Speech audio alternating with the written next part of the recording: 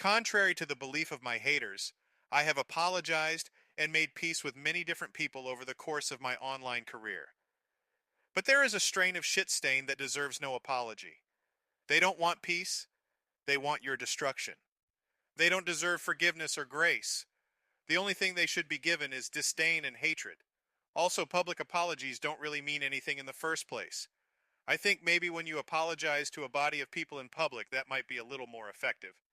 I apologize to my audience, for example, when I came back from the sedated spring I experienced this year. My personal habits became unmanageable, and it began to take its toll on my work with the kill stream. A general apology to the people who pay my bills and support my endeavors seemed like something I should do. I felt like I owed it to the supporters, but apologizing or trying to seek favor with enemies is almost always a mistake, particularly in public. When you have an army of psychos, pedophiles, stalkers, and welfare cases aligned against you every day, there is no benefit in prostrating yourself in any way whatsoever. Your words are never good enough. There always has to be more given, more taken. Nothing good can ever come out of seeking favor with your adversary. Also, it is truly a fool's errand to attempt anything from a position of weakness and docility. When you get sober, as I have the past 40 days or so, you naturally want to try to put as many old feuds to bed as you can. You think you can get over a lot of the old bullshit through changes in your behavior and public posture. The only problem is you need the other side to reciprocate. Most of the time they won't, however. They see your apology as a weakness. Peace is not something they want. Détente isn't the goal. Your defeat is. There are some exceptions here and there. I've been known online for almost a decade. As I mentioned in the opening, I have made peace with many different people. Just recently I made peace with Alex Stein and Nick Recchietta after major feuds. But there weren't really any apologies exchanged, certainly not major public ones. I simply messaged both gentlemen, and it was decided it's best to move on. At one point in time we were good friends and colleagues. There was no great discussion of what needed to be done. No demands of public prostration. Nothing at all except a desire to move on and get past the conflict. That's because both sides wanted to move on. You have to have that or else you are left on the back foot. The hate machine sees blood in the water, not an opportunity for personal growth and forgiveness. I think back over the years and I can count on one hand without using all 5 fingers the number of times a public apology has actually succeeded. There's this belief that you can solve it all.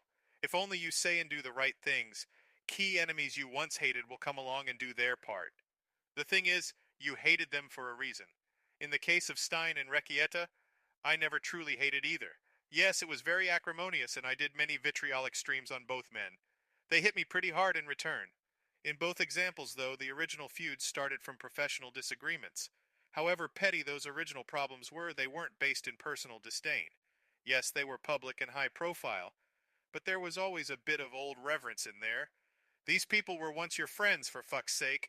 Yes, there is a breed of former friend that fits into the other category I mentioned above. Still, you have a much better chance of making peace with this sort of enemy than you do with the other. Most of the time, they don't really want to be fighting with you either. For the other breed, you need not even try to make things right. They were never fair to you in the first place. Their days were filled with backdoor politicking and conspiracies against you. The evidence is right there in your face. Trying to make peace with such a snake is a fool's errand. Never reach a hand out to those who would rather chop it off over putting the discord down. You know who and what they are. They want you broken and alone. It's that simple. By the way, I've known all this for 20 or more years. But sometimes the desire for harmony and healing gets the best of me, though. I was in a place that wanted peace. That was my mindset, and so I let that though color how I believe others felt and how they would act. I knew better, and still I went down the path of weakness. Look at my history and experience. It can truly happen to anyone. The good thing is, you don't have to stay static. The breed of enemy I've discussed only respects power, wins, and overwhelming force. Adapt accordingly.